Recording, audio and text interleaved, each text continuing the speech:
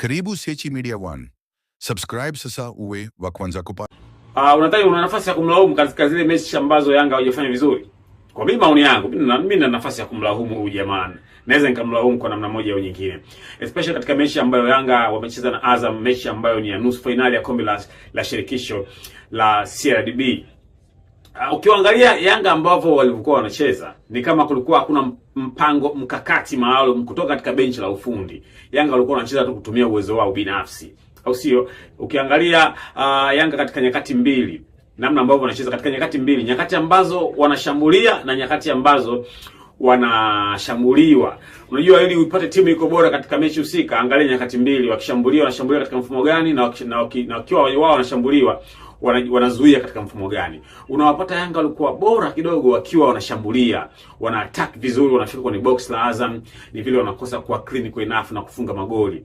Mtu kama Max kakosa magoli. Lakini ukiangalia namna ambavyo wao wakiwa wanashambulia wanakuwa katika mfumo gani wakati wa kujilinda, huwaoni. Yaani unaona kama vile kila mtu hayupo katika nafasi yake katika unajua, timu ikiwa inashambulia kuna namna inageuka automatically, inakuwa katika mfumo fulani mzuri wa kuzuia. Sasa Yanga walikuwa katika mfumo mbovu wa kuzuia, wala hauoni systematic waoni Yanga wamekaa katika mfumo gani wa kujilinda. Ndio maana ulikuwa unaona ni rahisi tu Yanga wanafungua magoli, wanaruhusu magoli. Kwa hiyo kocha na huo mpango unakuwa unatoka katika benchi la ufundi.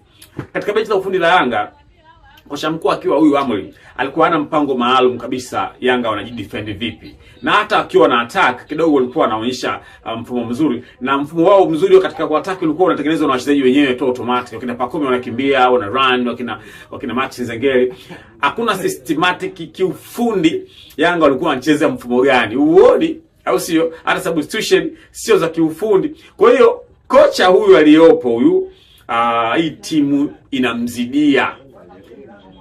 Kuna baadhi ya watu wanasema Yanga wachezaji wamechoka, wamekaa misimu kadhaa pale, wanatakiwa kufanywa mabadiliko, lakini mimi nadhani Yanga ni timu kubwa. Kocha huyu timu inampalia, timu inamzidia, na nina wasiwasi mechi inayokuja siku ya Jumatano, mechi ya ligi kati ya Azam FC au waweza kusema Young Africa dhidi ya Azam, mechi ambayo watacheza Yanga na Azam ya ligi. Na wasiwasi Yanga wanaweza kupata matokeo mabaya tena, kwa sababu huyu kocha, hii timu inamzidia.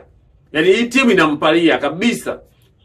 Wachezaji wanajituma kwa uwezo wao, lakini mpango maalum kutoka katika benchi la ufundi kwamba tunaingia na mfumo huu na tukidefend katika mfumo huu, huoni tactically, huoni kama Amorim ana mbinu kadhaa, hasa mechi ikiwa ngumu kama mechi ya Azam FC dhidi ya Yanga katika mechi ya kombe la shirikisho kule Mwanza. Ukuona mipango ya mwalimu, unaona tu wachezaji wanajitoa kwa uwezo wao wenyewe, na hivyo ndivyo ambavyo vinakuwa. Sasa nadhani katika mechi inayokuja na waona Azam watakuwa na confidence kweli kutokana na ushindi ambao umepata katika mechi ya nusu finali.